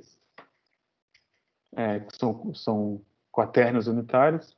E o que talvez não seja também não é difícil, mas seja mais assim, engraçado, mostrar que ela também tem, ou seja, esses S3 dentro do S7 estão linkados de algum jeito, difícil de usando as definições, você consegue ver isso. O jeito mais fácil de ver isso é usar a superfície de Seifert. Superfície entre aspas, né, vai ser uma coisa de dimensão maior. Mas você pega, por exemplo, a fibra do zero, dá um certo S3, então S3 cartesiano zero. É a fibra do infinito, da zero cartesiano S3. E você consegue ver que esses caras estão ligados no número de laço 1 aqui em S7, porque você consegue fazer uma superfície de Seifert em S7, um cara de dimensão 4 em S7, que o bordo é um deles e intercepta o outro só em um ponto com as orientações certas. Beleza? Tem esse exercício que é rabiscado, se alguém quiser depois. E, enfim, tem outras generalizações também. Tem o frame cobordism, que em português fica muito engraçado, que é cobordismo emoldurado, que foi uma sacada que o Pontryagin fez, que pegou, encaixou o invariante de Hopf dentro de um contexto mais amplo. E aí isso fornece um monte de invariantes topológicos. E a força deles é que eles não são só invariantes diferenciáveis, apesar da definição que a gente fez envolver, né? Você pega interseções transversais, etc., você soma sinal de bases, mas são invariantes topológicos. Isso é muito bem explicado nesses livros do Milnor e Kosinski. Eu estou um tempo querendo dar um curso de topologia diferencial, e eu estou paquerando esses dois livros há um tempo. Eu brinquei que essa palestra hoje era um crash course de topologia diferencial. E tem como definir esse invariante de Hopf de outras maneiras, mais modernas, talvez, com formas diferenciais, naquele livro do Bot2, que usa a cohomologia de de Rham, mas eu não acho um geométrico. Para mim é muito... Não sei de onde sai. Talvez, usando a definição do Gauss, sai mais fácil. Essa é uma pergunta que eu queria fazer. Tem a versão da fórmula do Gauss para a variedade riemanniana, assim? É no estilo desse bot2, que tá no bot2. Cara, não que eu saiba, porque o número de enlace é uma coisa do RN mesmo. E é o máximo que você consegue passar para esferas. Certo. O meu problema é na esfera mesmo, mas é que não tem um sistema de coordenadas muito convenientes para traduzir para R3, sabe? Aí eu acho que eu acho que ficaria computacionalmente mais fácil se eu tivesse uma fórmula na esfera em particular que eu tenho. Eu acho assim, Eu vou dar uma olhada no. se você descobrir, me fala. Talvez o jeito mais natural de você definir em esfera, sem usar projeção estereográfica, sem nada, é você definir com superfície Seifert mesmo. Uhum. Só que aí, como é que você faz o link para mostrar que é simétrico, que tem as propriedades? O caminho que eu sei é joga para o R3 e, sabe, e usa o de Gauss. Não, mas eu acho que a ideia de usar o disco funciona no meu caso. Porque eu tenho o disco explícito no caso do meu trabalho. Depois eu volto no que eu ia te perguntar, só quero terminar logo, porque já está muito. Já volto. Muito problema de conexão. Outra maneira de definir, bem abstrata, tá no Hatcher, com cohomologia singular, produto cup. Então tem essas generalizações e é massa, assim, você vê, em particular essa, né? Você vê que tem a ver com produto cup, né? Então tem a ver com estruturas bem finas. Bom, as referências... não tem mais isso aqui. Tem também relacionados assim, com chamados números de interseção em homologia, que é um assunto que até hoje se estuda em topologia e geometria algébrica. Esses números de interseção são coisas difíceis, né, em geral. O pessoal que está aí que estuda células de Schubert e tal. Então, a cohomologia e células de Schubert tem a ver com achar esses números de interseção. E o invariante de Hopf é um tipo de número de interseção.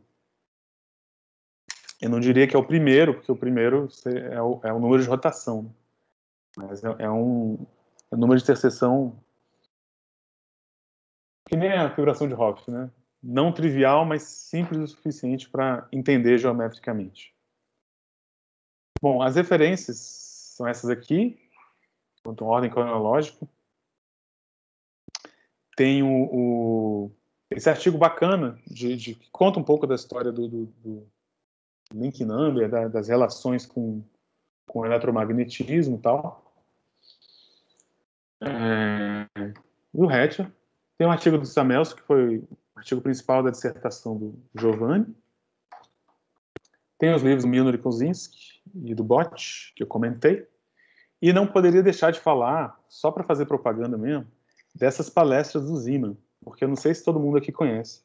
O Zeeman fez um ciclo de palestras em 78, na Royal Institution, que tem a sala do Faraday. Eles fizeram da sala do Faraday uma sala de divulgação de ciência. Isso, assim, se eu não me engano, do século XIX já tinha essa sala. E tinha essas Christmas Lectures, que todo Natal ia alguma figura importante lá e falava alguma palestra para divulgação mesmo, em geral para criança e tal. Em 78 foi a primeira vez que um matemático foi lá. Nunca tinha ido. Demorou, né?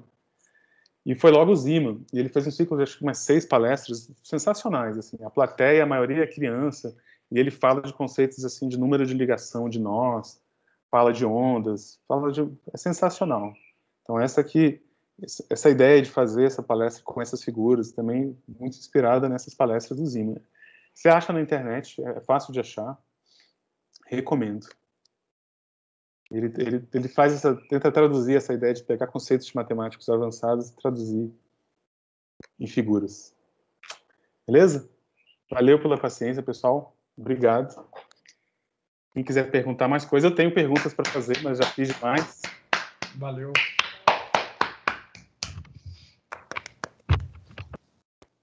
Tem uma pergunta para fazer aqui para o Hugo, mas Depois, se vocês fizerem, eu faço.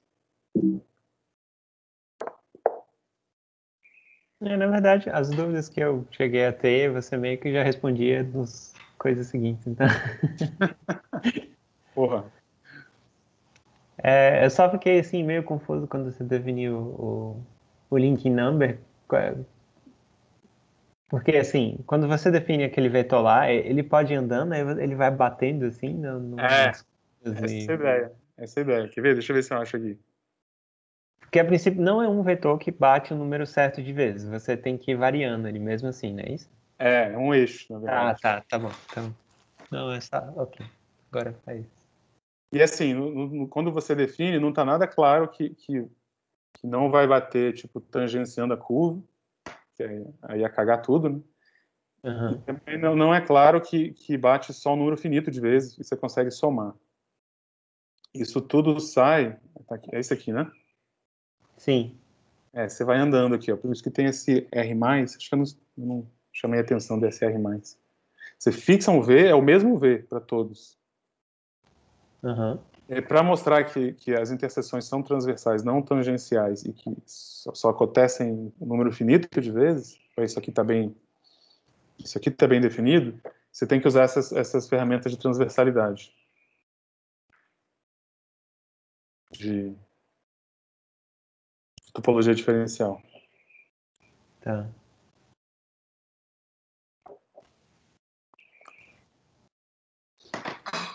Alguma pergunta mais, pessoal?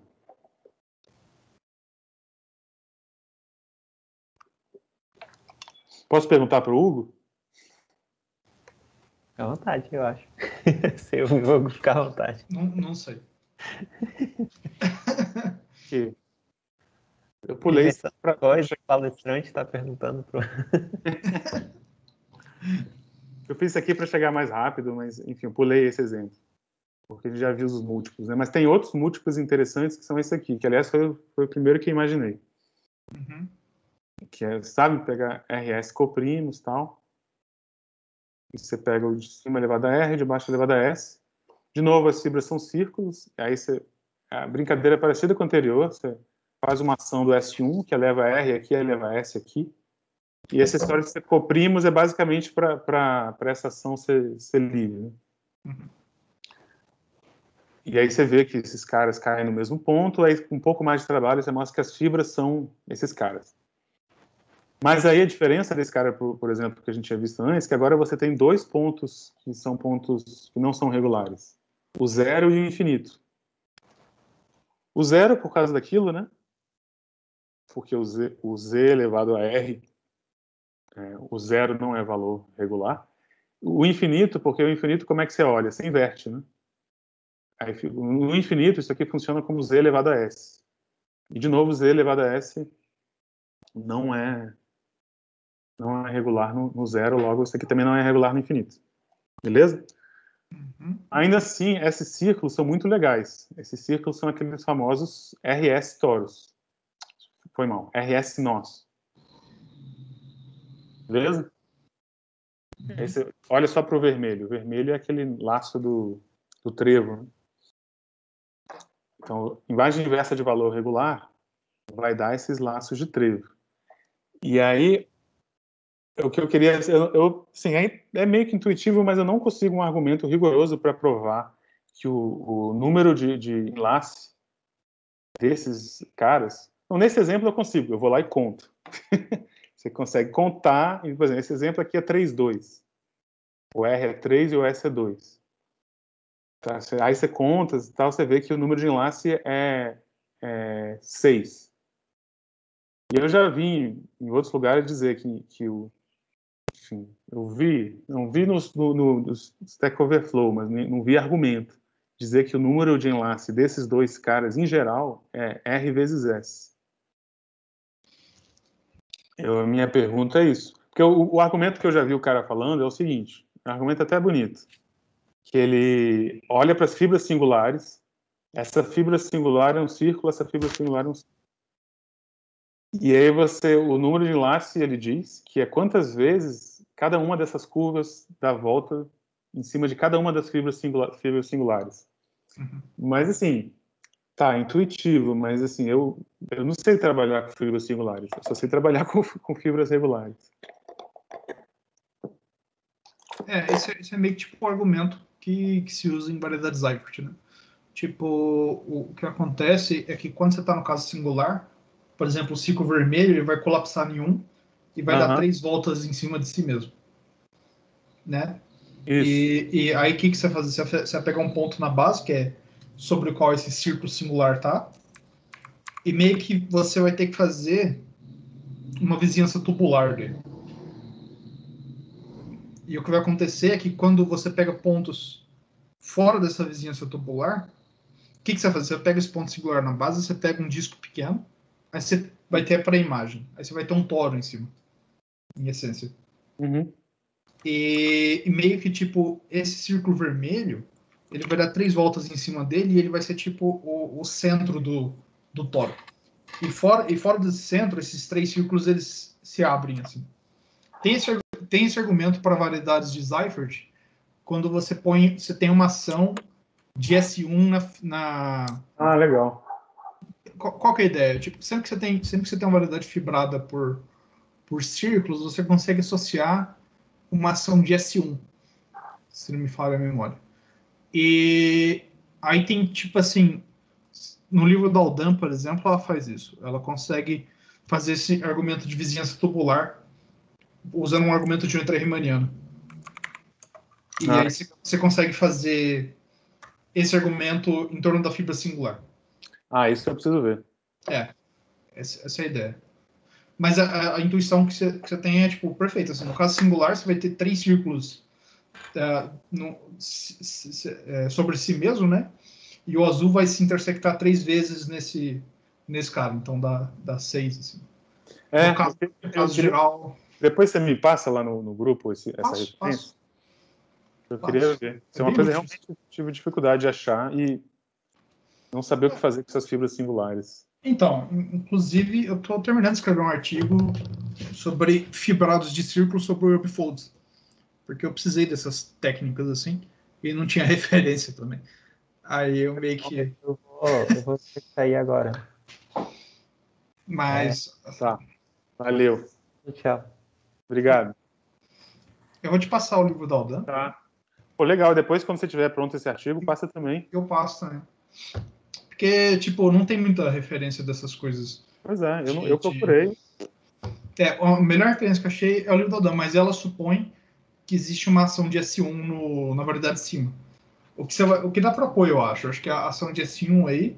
Já tem. Essa aqui. Mas ela é principal fora dos... Ela é, né? E o que acontece, né? Tipo, meio que você tem esse 3 com essa ação principal, exceto nesses toros que são... esses círculos que são degenerados. E meio que para fazer essa contagem, você vai para cima dos toros, dos círculos degenerados, assim. Essa é meio que a técnica, assim. Você perturba localmente, usando vizinhança tubular, e depois você vai de um caminho para o outro, pegando um caminho que é só de valores regulares, sabe? Aí você vai deformando. Ah, legal. Isso é meio que a ideia, assim. Entendi. Mas é construção com coisa de geometria riemanniana que você falou? Geometria riemanniana, ação de grupo. Se você constrói uma métrica S1 invariante, e aí você pega a vizinhança tubular do toro degenerado, e você consegue explicitar a história em coordenadas, assim. Que massa. Mas é só fazer vizinhança... É meio que a mesma prova da vizinhança tubular, só que você constrói uma métrica S1 invariante para fabricar esse enrolamento. Assim. Legal. Que bom. 2 horas. Essas 2 horas era para te fazer essa pergunta. Eu sofri para achar essa referência, assim. Eu lembro que demorei um bom tempo, assim. Eu procurei algumas vezes. Não, e é tipo assim, não é um livro do assunto, é um livro de geometria simplética. Aí eu não ia achar mesmo. Outra pergunta, se você quiser pensar, mas esse aqui é mais por diversão mesmo. As outras 2 que eu fiz sobre homotopia explícita, eu acho que seria legal mesmo. Esse aqui, não sei. Mas isso aqui, ó. Então, são 6 vezes Hopf, é homotópico, é isso aqui, né? Então, fazer uma homotopia de 6 links de hop. Talvez nem seja difícil, mas deve ser divertido. Sabe? Fazer uma homotopia com isso aqui. Eu não acho que eu tenho habilidade de desenho para isso. Tem isso, mas habilidade de imaginação também. O que eu tô muito curioso, assim, uma coisa que tá me incomodando desde aquela pergunta no caso não do caso dessa fibração, mas no caso da fibração quaterniônica, que é aquele negócio do gerador, do cara com 12 elementos. Esse cara me perturba, assim, eu não faço ideia. Eu tentei enxergar geometricamente, assim. O cara respondeu lá, fez uma prova algébrica, mas eu não consigo ver, assim, é um negócio misterioso. Eu comecei também, que a par disso, quando eu falei que eu comecei a estudar isso há 3 anos atrás, foi quando eu fui fazer um curso de verão lá com Rigas e pesquisar lá na Unicamp. E aí eu fiquei sabendo dessas coisas, eu achei muito legal também. Só que o Rigas, ele orientou uma dissertação, acho que uma dissertação sobre isso. Então, assim, lá tem mais fatos, assim. A dissertação está meio mal formatada, assim, é meio difícil de ler, mas assim, em termos dos resultados e construções, está tudo lá. Se você quiser, eu posso tentar lembrar. Se eu não lembrar, eu pergunto pro Lohan, ele vai lembrar. De passar. Manda aí, posta no grupo. Eu vou tentar lembrar. Mas assim, eu fiquei também matutando aquilo um tempo. Ia ser legal. Entender. Não, tipo... Não, mas parece que é problema de vida, assim, né? De você dedicar a vida. Mas é engraçado, né? Porque, tipo... Eu não sei... Ele tem que... É muito estranho ter um negócio desse e ele não ser meio que, tipo, óbvio, em algum sentido, sabe? Eu acho muito bizarro. Tipo. Mas essa galera tá toda... Muita gente já pensou nisso, né? Isso não quer dizer nada, né, também. Sim. Às vezes muita gente já pensou nisso e chega alguém e pensa do jeito certo. Não, eu pensei do jeito errado, não entendi.